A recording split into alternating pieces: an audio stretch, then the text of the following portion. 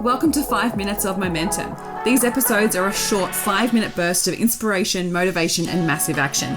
If you need that little kick up the butt to get things moving and to inspire you to take massive action, then every single Thursday I'll be sending you through a 5-minute episode to download, digest, and implement to finish your week off strong. Are you ready to get started? Let's go. Hey, welcome back to 5 Minutes of Momentum. Today I want to talk to you about the contraction after the expansion. After the high, the incredible high of the Unstoppable Women event, it took so many months to bring that to life, and the expansion that happened in the process of that. So I shared with you on an earlier episode all the things that expanded me, helped me step through my edge, that challenged me, the obstacles that came up, like every part of it that developed my growth, right? And I want to speak to you about the contraction that often happens after that. And I've had this experience before after, sometimes you have it after travel. You literally have the holiday blues, right? After you've had something incredible happen, after you've gone and launched something, there's always a contraction. And so I want you to know that this is so part of the process. It's part of your recalibration. And I want to talk to you about how I've navigated this, because it's really interesting, because after the event, the week after the event, I actually got quite a few messages from other women in business who are at my stage of growth or even further, and asked me how I was feeling after the event. And I've named the episode this because of one woman saying, like, I know there's always a contraction after the expansion and I hope you're not too sad. And I was like, oh, am I supposed to feel sad? It was really interesting. And I feel like I was prepared for the contraction, knowing that it was coming because of the risks that I've taken in business previously.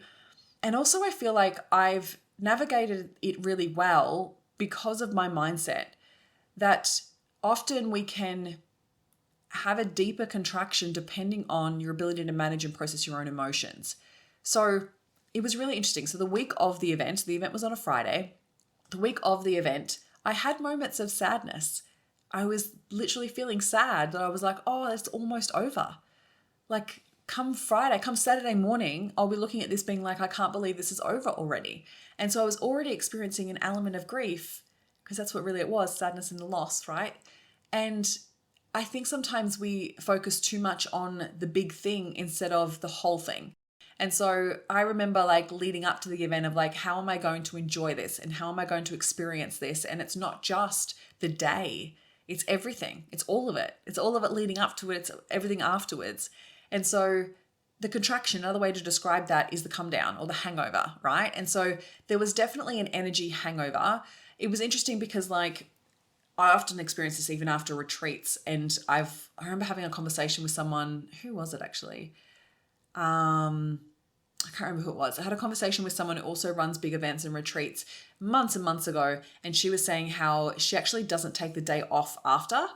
She finds that she actually just keeps working because you're on an adrenaline high. Like you have this incredible adrenaline high, and you're also navigating all the moving parts after the event. So we had to pack down that night, and then the next morning had to pack up get out of the hotel, get everything back into the car, and then head home. And I actually booked a massage that afternoon, which was really nice. I had to come to the house. It was just so nice, and allowed myself to like just dip into it. But then Sunday, I was like doing a reflection and looking through all the video footage and all of that, wanting to create a reel, wanted to share behind the scenes. And then on Monday, I was deep into like has to happen from here, right? Because there's always like the logistics of what happens after the event, of closing everything out. And so I had to go through and do all of that. So I was still on an adrenaline high, I reckon, for the rest of that week. And it wasn't until probably Thursday, Friday that I was starting to feel the come down. And so it was also like a level of tiredness or a bit of fatigue that actually kicked in, which I think also comes from the cortisol that was coursing through my veins for months leading up to it. Because there was definitely stressful times and definitely challenging times that I had to really step up and work through processing my emotions in a more effective way. So like in the lead up, to deal with the stress or to deal with the expansion that came with it, I was working out more. I was using weights, like using my muscles to actually sweat out the cortisol. I was stretching more. I was doing more meditation and taking care of myself through the process, right? Because I knew I wanted to be able to show up on that day not stressed and show up on that day feeling really good. And I actually did feel really good. And it was interesting because I was in the green room before the event, and I was chatting to Tina, and she was saying to me, how are you feeling? She's like, this is you being able to step in and really own it. Like, look what you've created. And she almost like was trying to lift me up, but I was like, oh, I'm not really sure if that's what I need. Do I need grounding? Do I need lifting up? Like, I'm not really sure what I need. And I had moments where I was like, I'm not really sure how I'm supposed to feel.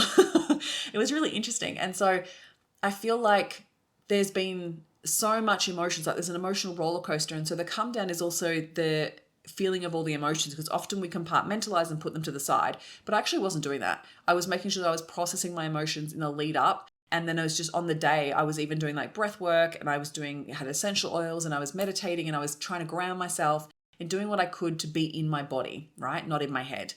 And so the come down or the hangover, it's interesting because like when someone said to me like, oh, how are you feeling? And what they were inflecting was, do you feel terrible, or do you feel sad, or do you feel like, I don't know, like it was really interesting because I was like, I don't know, what am I supposed to feel? And I'm incredibly proud.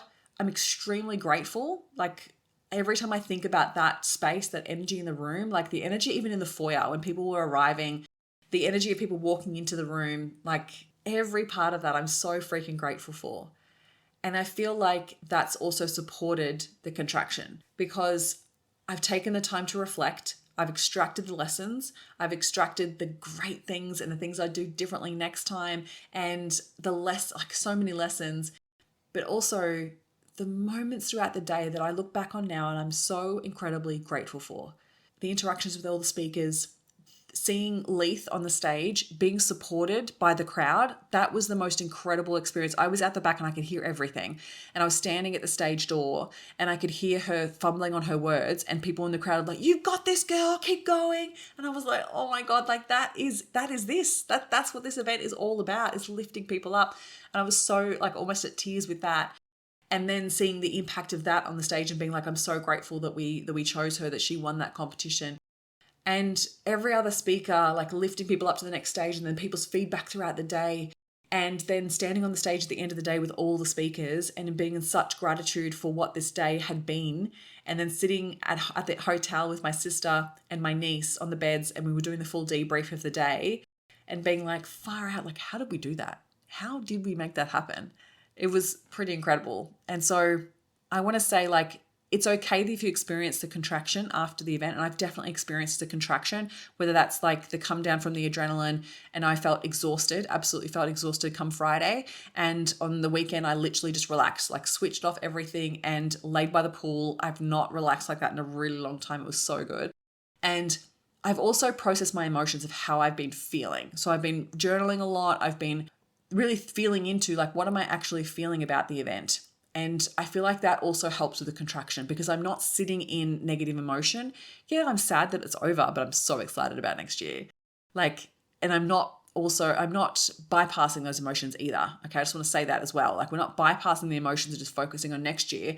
I'm sitting in the expansion and sitting in the edge and sitting in the lessons in order for me to feel proud of what I've created. And you get to do that too. And I think that's one of the biggest things that help you move through the contraction is if you take the time to unpack what you're proud of yourself for and be grateful for yourself and be grateful for what you've created and acknowledge yourself for the growth and the progress that you've made. You get to sit in that pride. And that's not a boastful thing. It's not an egotistical thing.